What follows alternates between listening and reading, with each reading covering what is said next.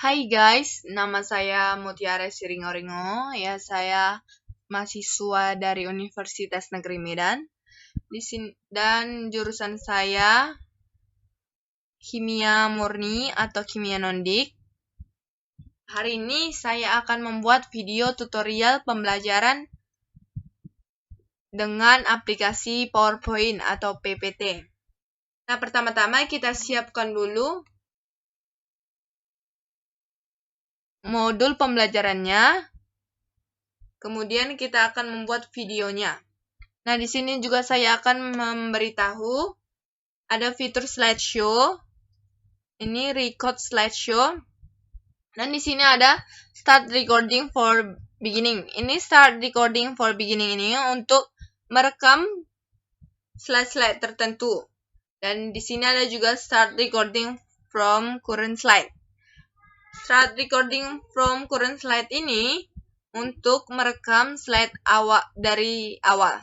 Kita akan pilih start recording from current slide. Kita checklist 2, kemudian start recording. Oke. Modul asam amino dan protein. Asam amino. 1. Anatomi asam amino.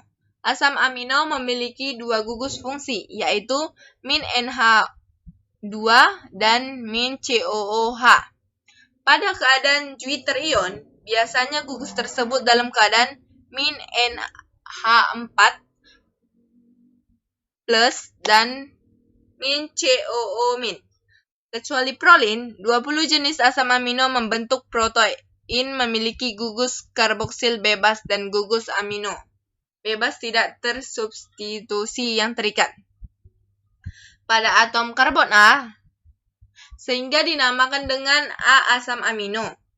Berdasarkan strukturnya, 20 jenis asam amino pembentuk protein, 19 diantaranya merupakan amina primer dan 1 amina sekunder atau prolin. Selain itu, 19 asam amino memiliki C chiral dan 1 A chiral atau glisin. Berdasarkan jumlah asam amino penyusunnya, rantai asam amino dibagi menjadi 1. Peptida terdiri dari asam amino yang jumlahnya kurang dari 50. A. Dipeptida terdiri dari 2 asam amino. B. Tripeptida terdiri dari 3 asam amino. C. Polipeptida terdiri lebih dari 10 asam amino. 2. Protein terdiri dari asam amino yang jumlahnya lebih dari 50. Biasanya protein terdiri dari 100 sampai 10.000 asam amino. Untuk membentuk peptida dan protein, asam amino akan membentuk ikatan peptida dengan molekul asam amino lainnya. Peptida terbentuk karena adanya ikatan antara amida pada gugus amino dengan gugus hidroksil pada molekul lainnya melalui proses kondensasi. 2. Rantai samping asam amino. Berdasarkan rantai samping penyusunnya, asam amino diklasifikasikan menjadi 4 kelas, yaitu A. Gugus R nonpolar atau hidrofik.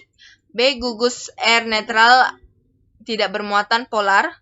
C. Gugus R bermuatan positif. D. Gugus R bermuatan negatif. 3. Stereosimer. Selain glisen, A karbon pada asam amino merupakan C chiral. Oleh sebab itu, struktur tetrahedral asam amino memiliki 2 bentuk yang merupakan bayangan cermin yang dinamakan dengan enantiomer. Semua molekul yang memiliki C chiral merupakan optikal aktif yang bisa memutar bidang cahaya terpolarisasi sehingga membentuk sistem D dan L. 4. Titik isoelektrik. Asam amino jika dilarutkan dalam air dapat membentuk ion dengan 2 kutub polar atau dipolar yang sering dinamakan dengan deuterion. Dalam bahasa Jerman, deuterion memiliki arti ion hibrid. Deuterion dapat berfungsi sebagai asam atau donor proton dan juga basa akseptor proton. Oleh karena sifatnya yang dipolar dan dapat berfungsi sebagai asam dan basa, asam amino sering disebut sebagai amfoter atau amfolin. 5. Asam amino esensial dan non-esensial. Berdasarkan kemampuan tubuh mensintesis Asam amino dibagi menjadi asam amino esensial, non-esensial, dan kondisional. A. Asam amino esensial adalah asam amino yang tidak dapat disintesis oleh tubuh sehingga harus diperoleh dari makanan yang dikonsumsi. B. Asam amino non-esensial adalah asam amino yang dapat disintesis oleh tubuh. C. Asam amino esensial kondisional adalah asam amino yang tidak dapat disintesis oleh tubuh karena pada keadaan sakit atau kurangnya prekursor. Contohnya adalah bayi yang lahir pada prematur, enzim yang digunakan untuk mensintesis arginin belum berkembang dengan baik. Protein. Protein memiliki fungsi seluler penting dalam tubuh karena berpartisipasi dalam biosintesis porfirin, purin, pirimidin, dan urea. Rantai protein merupakan jenis polipeptida yang terdiri dari L asam amino. Polimer asam amino yang memiliki rantai lebih pendek dinamakan dengan peptida yang berperan penting sebagai hormon. Protein merupakan makromolekul yang terdiri dari satu rantai polipeptida dan terkadang dua atau lebih polipeptida. Berdasarkan komponen penyusunnya, protein diklasifikasikan menjadi dua karakter, yaitu 1. Protein sederhana. Jika protein ini dihidrolisis, maka hanya akan menghasilkan asam amino. Komposisi unsur penyusunnya adalah 50% karbon, 7% hidrogen, 23% oksigen, 16% nitrogen, dan 0-3% belerang. 2. Protein terkonjugasi. Jika protein ini dihidrolisis, maka akan menghasilkan asam amino dan senyawa organik atau anorganik. Komponen-komponen non-asam amino yang terkonjugasi pada struktur protein dinamakan dengan gugus prostetik. Contoh protein terkonjugasi adalah nukleoprotein, lipoprotein, fosfoprotein, metaloprotein, dan glikoprotein. Struktur protein. Ada 4 level struktur protein, yaitu A. Struktur primer. Struktur ini terdiri atas satu rantai protein yang asam amino penyusunnya tidak membentuk ikatan. 2. Struktur sekunder. Rantai protein dapat membentuk struktur heliks, paralel, dan antiparalel dengan membentuk ikatan hidrogen antar asam amino pembentuknya. C. Struktur tersier. Struktur ini merupakan campuran dari struktur sekunder yang menyusun satu rantai polipeptida. Lokasi dan arah serta sudut jenis struktur sekunder tergantung pada jenis residu asam amino yang menyusun polipeptida tersebut. Ikatan yang membentuk struktur tersier adalah ikatan hidrogen, interaksi hidrofobik, jembatan disulfida, dan ikatan ionik. Dan D. Struktur quaterner. Struktur ini terdiri atas 2 atau lebih protein yang memiliki struktur tersier.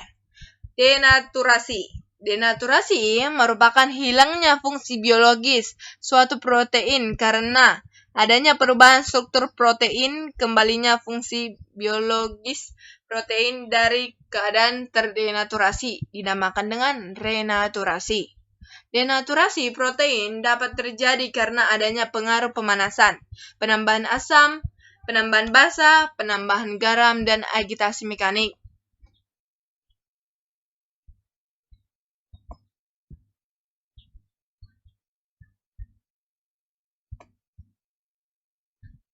Nah, setelah dipresentasikan modul pembelajarannya, itu akan muncul nanti lambang speaker di slide yang dipresentasikannya. Itu tandanya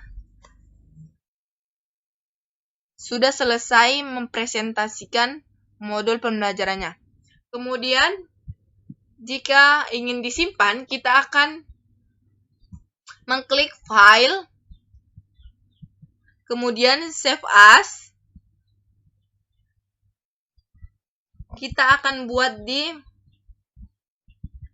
dokumen.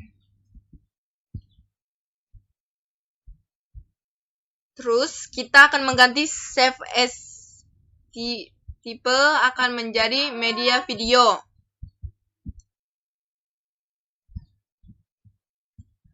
Nah, ini lagi proses penyimpanan.